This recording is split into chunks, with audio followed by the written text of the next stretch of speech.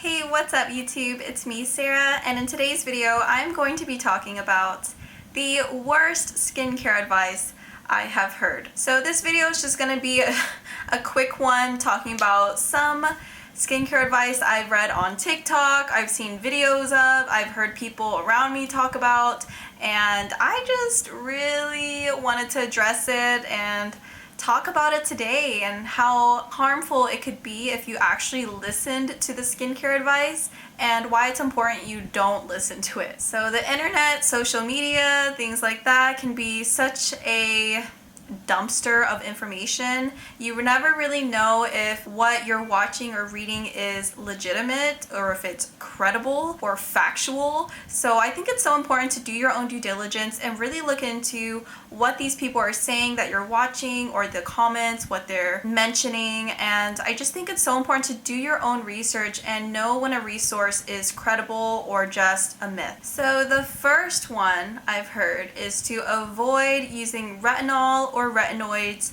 because either A, they thin out your skin too much, or B, they can cause you to break out and your acne won't clear up after that. That is such a harmful myth to spread because retinol or retinoids are the only things that have been proven to benefit your skin in ways of anti-aging, like promoting collagen production, which actually helps thicken your skin and plump it up, also helping increase cell turnover. So that does help decrease the risk of acne and breakouts and just helping clear out any of the damaged cells. So retinoids, retinol, they are so important to incorporate with your skincare routine because they're just countless of benefits, and it has been backed by science over so many years and the benefits of using a retinol, especially when it comes to sun damaged skin or just in skin that has textural issues or even people that suffer from acne. They are amazing to help treat those problem areas.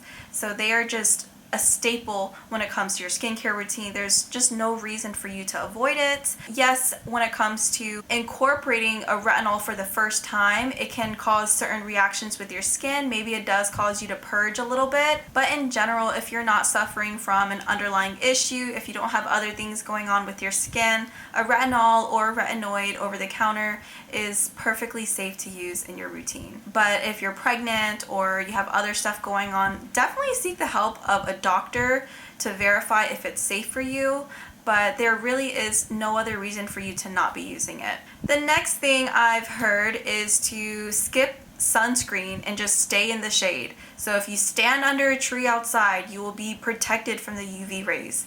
That is so false and that is so harmful to spread.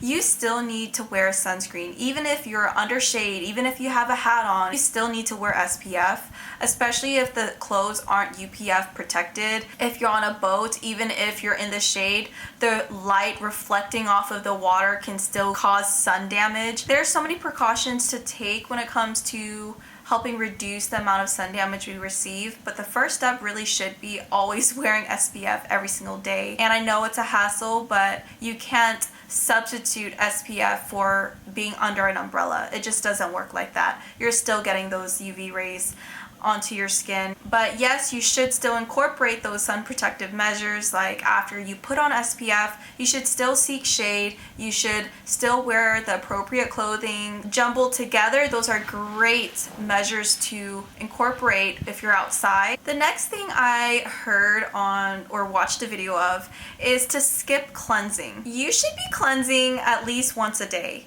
I prefer, if you're gonna skip cleansing, at least cleanse at night, because when you go to sleep, that is prime time for your skin to rest and recover. Actually, your entire body really rejuvenates during your sleep. So it is so important that you make sure your skin is clean, there's no debris, pollution, outside environmental stressors that are now on your skin, any kind of buildup of oil, dirt, bacteria. You really should be cleansing that out of your skin before you go to sleep so that whatever is in your pores doesn't remain and cause more damage as you sleep. So it really is so beneficial to do that at nighttime. If you're gonna skip cleansing in the morning, at least do it at night.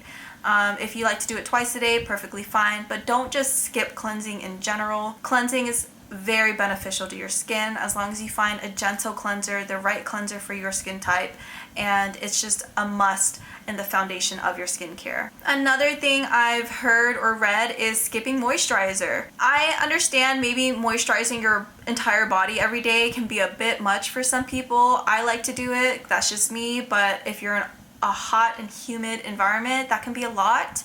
And sometimes when you moisturize, it can trap heat in your body, so it's very hard to kind of release that heat as you sleep or as you move around. In general, you don't want to just skip moisturizing altogether. If you have very oily skin, there are moisturizers out there that are more gel-like, lightweight, and will absorb faster than a cream moisturizer. I think it's really just about finding the right product for you and your skin type. Moisturizing has such great benefits when it comes to just locking in that hydration. You want to prevent that water loss. If you keep losing this water and there's nothing to kind of seal it in, your skin's going to be dehydrated, and it's going to lead to a whole multitude of problems that could have been prevented if you would just moisturize. So that's just kind of like a barrier for your skin. Lock in that water and your skin will really thank you. And the last horrible advice or thing that I've read is to just go in the sun and burn your acne off. So if you're breaking out on your back, on your body, and you just want to go to the beach and burn off the acne because it gives you nice, clear, even skin, that is so harmful. Trust me, it's not worth burning your skin just to have a clear back or a clear chest. UV rays can do so much damage to your skin, especially in the long run. And something to keep in mind is that sun damage is cumulative. So you can't just erase sun damage. The damage that UV rays do on a cellular level, especially in the deeper layers, it just doesn't work like that. So if you want to clear your back acne, if you want to clear any kind of body breakout, don't just go to the beach without SPF, burn it off, and think that's gonna solve the issue long term. You should really look into maybe what's contributing to those breakouts, whether it's your lifestyle, your diet, the products you're using, because that's gonna give you longer lasting results than going to the beach and getting a sunburn. So please don't do that. Don't think that's a great idea. It may have worked once for you, but it's not worth the damage that you receive in the long run. And that's pretty much it, y'all. Those were all the worst advices or tips that I've read or watched on social media that I just felt was worth mentioning in today's video and talking about why it's so damaging if somebody were to believe that. It's very harmful advice, and just as a reminder to look into what you hear, because it's not always going to be accurate, it's not always going to be truthful, and you need to really research stuff to see the credibility and the accuracy of a statement. But I hope that y'all enjoyed this video. If you haven't already, please make sure to check the description box down below. I'll go ahead and have a timestamp, links to related videos of mine that you may find helpful or entertaining, and please stay tuned. I post every single Monday.